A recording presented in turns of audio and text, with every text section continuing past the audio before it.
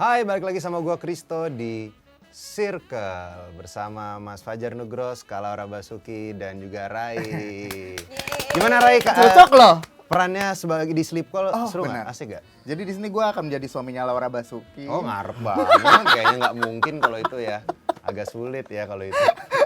Mas, boleh? Agak izin dulu. Kenapa ya. izinnya ke gua ya?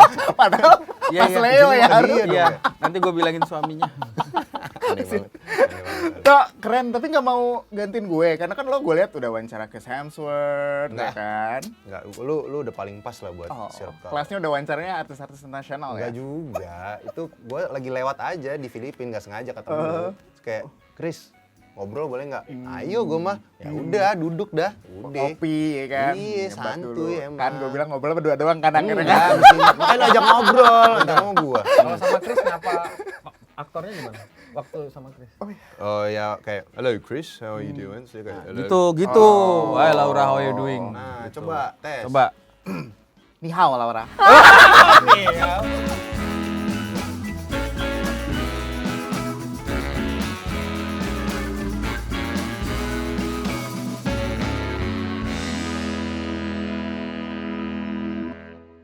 Udah ada Kristo, Mas Fajar Nugros dan Laura Basuki di sini untuk ngomongin sleep call. Yes. Artinya apa tuh? Sleep call. Bobo. Sleep itu tidur. Oh, tidur. Call itu telepon. Berarti, Panggilan tidur. panggilan tidur. Mas, parah banget mas. Masa dia ngerusak film kita mas? Iya, harusnya Aku udah nggak tidur mau lagi di panggilan. sini. Iya. Kamu merusak filmmu sendiri barusan. Oke, seru banget. Thank you udah nyempetin waktunya ke sini Yes. di tengah jadwal yang padat ya kan. Satu Duta FFI. Satunya Wow. filmnya udah ngantri buat diedit. Satu lagi sibuk apa tuh? Sibuk ngopi aja sih. Ngapain kita bener. Kayak itu ya yang rame-rame sibuk nggak ngapa-ngapain. Oh, Iya. sibuk nggak ngapa-ngapain gitu. Gue itu pemeran di video YouTube yang 3 jam gak ngapa-ngapain itu. Oh iya kan? Nah itu gue. lo. Gak tahu kan? Nah. Gila. Yuk kita ngobrol, oke.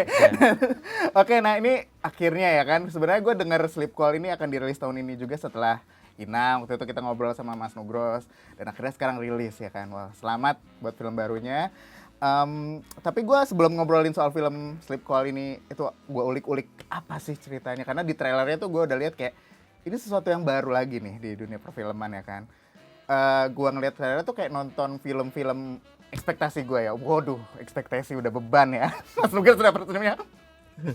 Ray, hati-hati ngomongnya udah gitu ya. Senyumnya gitu. Emang senyumnya gitu. Oh iya, sebenarnya agak serem Tulus ya. loh senyumnya Mas Betul. Nugros. Udah kayak ekspektasi gue kayak film-film luar A24 gitu. Mudah-mudahan 1 juta 2 juta lewat lah ya nanti. Amin. Amin, Oke, ya kita Allah. ngobrolin nanti itu filmnya seperti apa dan tema dan kayak gimana, alur ceritanya, tokoh-tokohnya juga kayak gimana. Tapi sebenarnya gue mau nanya dulu soal tentang pribadi Mas Nugros nih. Mas, ini kan gue ngeliat lo selama 2 tahun kebelakang dari tahun 2022 sampai tahun ini itu kan produktif banget ya. Gue lihat tuh kayak ganti-gantian, terus ada film Ina, terus BSR kemarin juga, terus sebelumnya lagi itu Sri Mulat ada ya kan. Nah itu proses kreatif lo dalam menggodok setiap film itu dalam waktu berdekatan itu gimana sih Mas? Oke, thank you Rai. Senang bisa balik lagi ke Asumsi. Kalau dibilang sangat produktif sih sebenarnya enggak ya. Kita bikin Sleep Call ini hampir 10 bulan. Oh ya? Dari bulan Desember. November tahun lalu ya. Skripnya tuh dari November tahun lalu. Desember awal kita masih kontakkan Laura itu Desember awal ya. Kemudian jadi dari bulan itu sampai hari ini aja sampai rilisnya itu ada 10 bulan mungkin. Kalau nggak salah ngitung, matematika aku kan congkok ya. Jadi sebenarnya dalam 10 bulan itu ya aku hanya ngerjain Sleep Call ini gitu. Dan baru tahun ini baru rilis Balada Si Roy, itu pun produksi tahun 2020 kan Balada Si Roy-nya. Jadi kesannya sangat produktif, tapi sebenarnya ya hanya bekerja untuk satu film doang gitu, fokus di satu film gitu. Jadi kalau untuk gimana supaya bisa tetap kreatif ya, karena kerjaan kita memang Orang kreatif. gitu. Jadi orang kreatif itu mungkin ya orangnya harus punya daya analis atau punya rasa gelisah atau peduli terhadap, kalau aku sih ngerasa kita harus selalu peduli sama lingkungan, sama society ya. Jadi kita bisa menyerap nih masyarakat lagi gelisahin apa sih, dan itu yang coba kita tuangkan di karya-karya kita gitu. Tapi yang gue juga menarik adalah setiap kali ngeliat gue postingan-postingan medsos lo tuh lo selalu menunjukkan rasa happy lo bisa mengajak kembali seorang Laura Basuki gitu. Kayak lo nggak happy ya kayaknya ya Mas Nugros ya? Lo nggak tahu aja. Depresi dia. Nggak ya. Seneng. Seru dong Happy pasti. dong, happy kan Mas? Happy. Lo tadi lo ada Sayang banget. tadi off record lo tuh dijadiin news barunya Mas Nugros. Oh ya? Ada fitnah kayak. Lo nggak Mas? Aku tersanjung loh kalau jadi newsnya Mas Nugros. Beban ya kan? Nggak beban. Oh, enggak. Tersanjung aku langsung kayak, wah Mas Nugros. Tersanjung I love keberapa? you. Nggak usah ke Bukan, arah beda, sana, nggak usah ya. tolong Oke, plesetan terus. nanti dulu. Nah, Ya, kenapa tuh? Lo emang menunggu banget akhirnya untuk supaya ada lagi Laura Basuki di film lo atau gimana? ya sebenarnya kalau bekerja dengan aktor yang profesional, baik, smart gitu kan impian semua sutradara ya. Jadi bisa mendeliver apa yang ada di Nggak kepala tiap sutradara gitu dan Laura adalah salah satunya gitu kesempatan gue sama dia baru 2017 kan yang film ya, sebelumnya cuman video klip gitu. Jadi kayak timeline hidup dia itu baru ada gua gitu, pacaran, punya anak. Nah, ini apalagi nih nanti gitu. Setelah mapan gitu mungkin ya.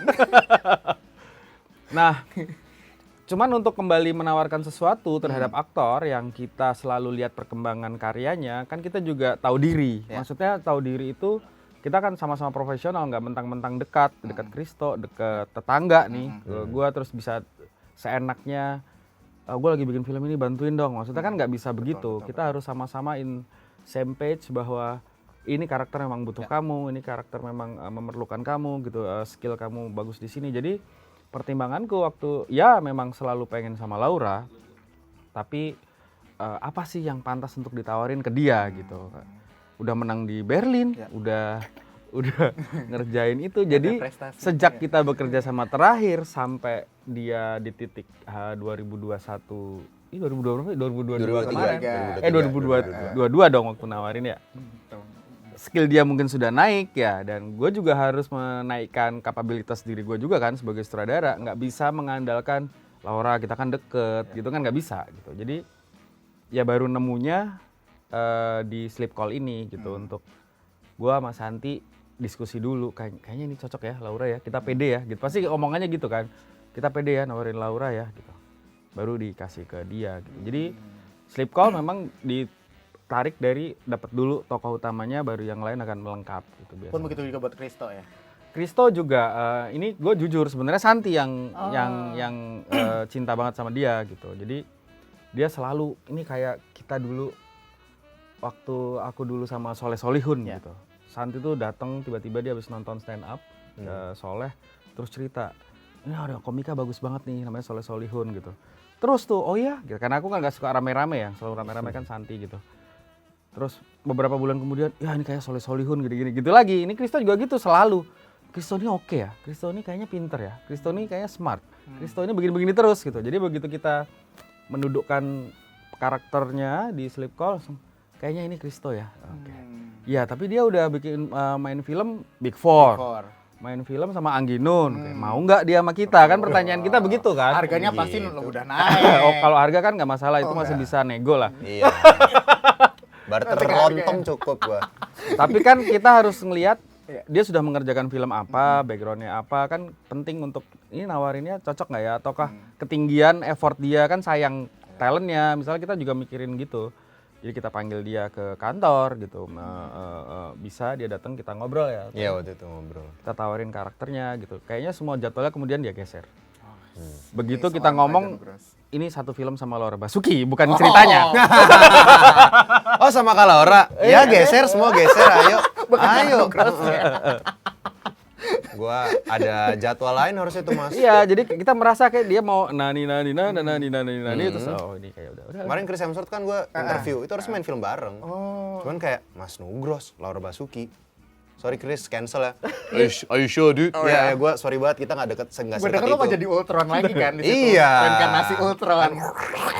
Nah itu. Ini udah 25 menit, Habis Sleep Call, acaranya 25 menit belum ngomong nih. Banyak yang bajak dia. Oh gua. Ini bisa ngomong loh ini. Iya. Oke, ke Laura sekarang, Lau. Tapi gue seneng loh Gak lihat. terima banget aku gabut ya. Gue seneng banget lihat ketawanya Laura Basuki itu adem gitu. gitu. Kalau ini ketawa Ya. Loh, ini bukan AC ya? kelihatan inget. Itu betul. Ini bukan AC kan? Oh, Betul. Betul, bener. itu AC, juga. AC. Itu juga. Ternyata ketawanya dia ya? Ada AC-nya. Enak di rumah dia nggak pernah listriknya Yuk, nggak pernah ada, habis. yuk. Dia ketawa Ngomong doang, lah, adem rumahnya.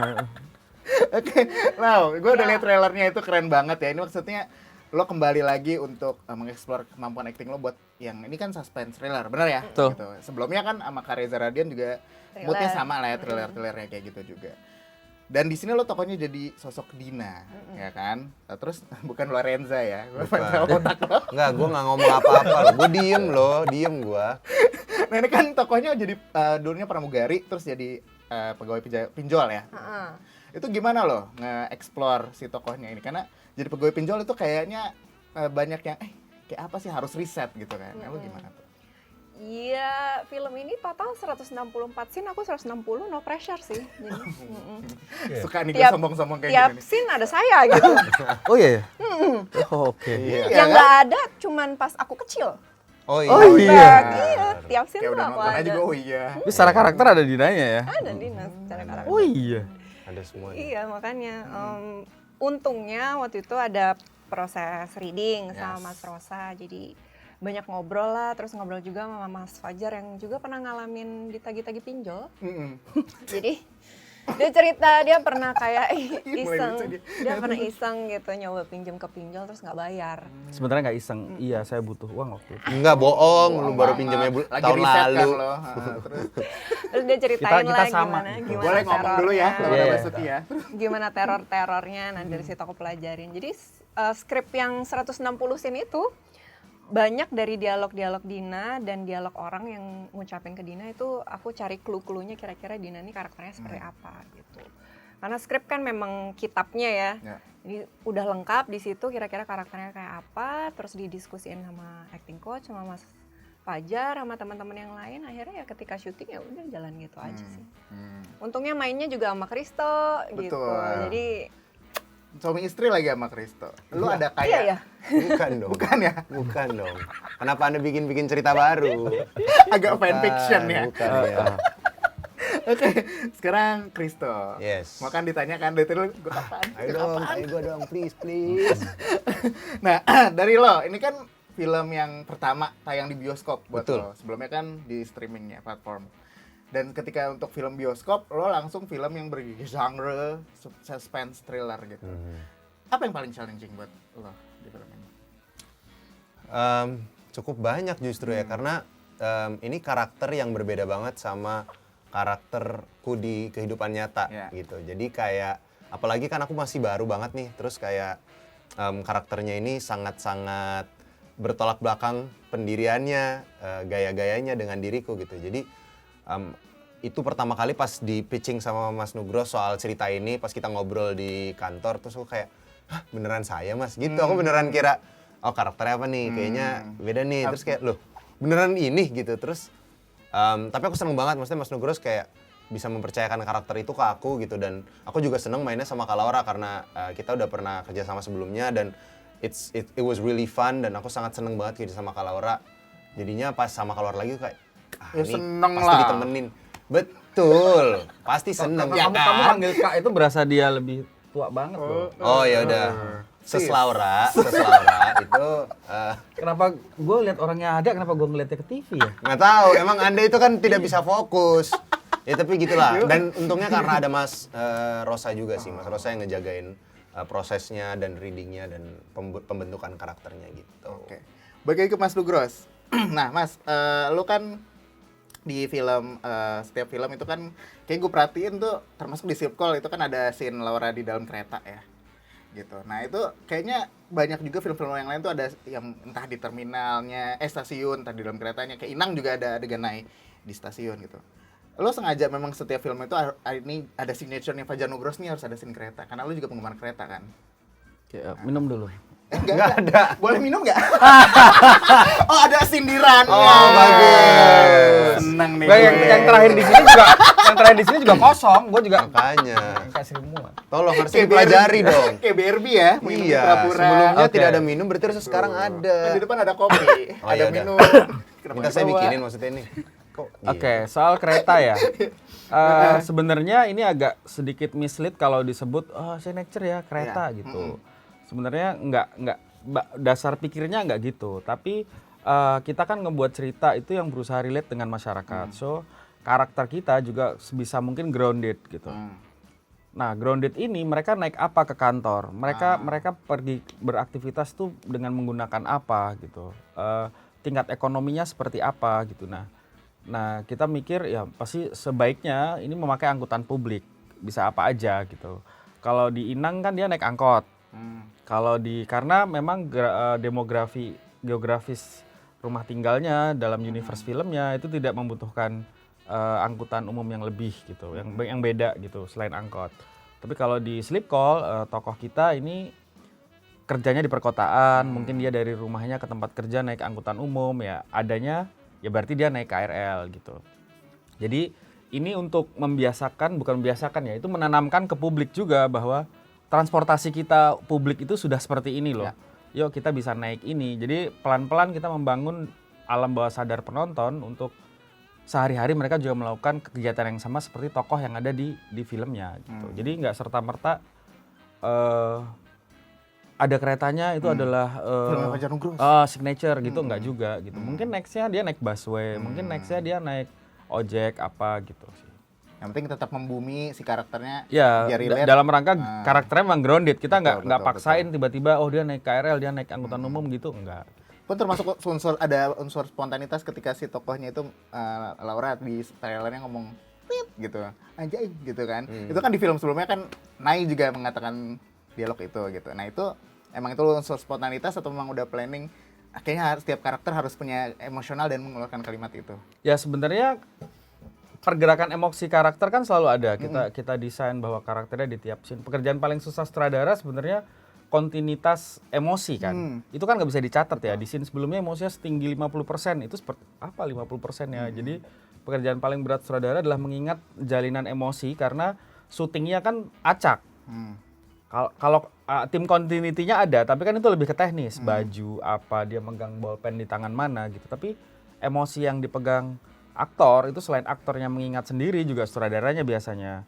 Dia akan ngingetin ini sebelumnya akan seperti apa. Kamu kalau di sini terlalu kenceng, di sini berikutnya akan sekenceng apa. Jadi supaya grafiknya tuh dalam film tetap naik turunnya tersusun dengan baik. Nah di titik seperti itu ya kita kadang-kadang aku lebih ngerasain aktornya gitu kan. Makanya karena ini cerdas-cerdas aktornya, kita hanya kadang-kadang aku tidak mengarahkan dengan literal bahwa kayaknya sih tingginya harus segini ya, kalimatnya harus A, B, C itu. Christo bahkan film ini dia membuat dialognya sendiri ya. Itu Emang dia suka inisiatif emang. nanti bisa ditanya, tapi jadi keluarnya itu ya itu yang dirasakan karakternya gitu. Mungkin Laura juga akan tahu jawabannya kenapa keluarnya itu. Jadi itu somehow bukan sesuatu yang didesain untuk keluarnya seperti itu. Bisa jadi keluar kucing kita juga nggak tahu waktu kita keluarin itu ya gitu. Beberapa titik yang di skrip harus keluarnya itu malah keluarnya bukan anjing kayaknya.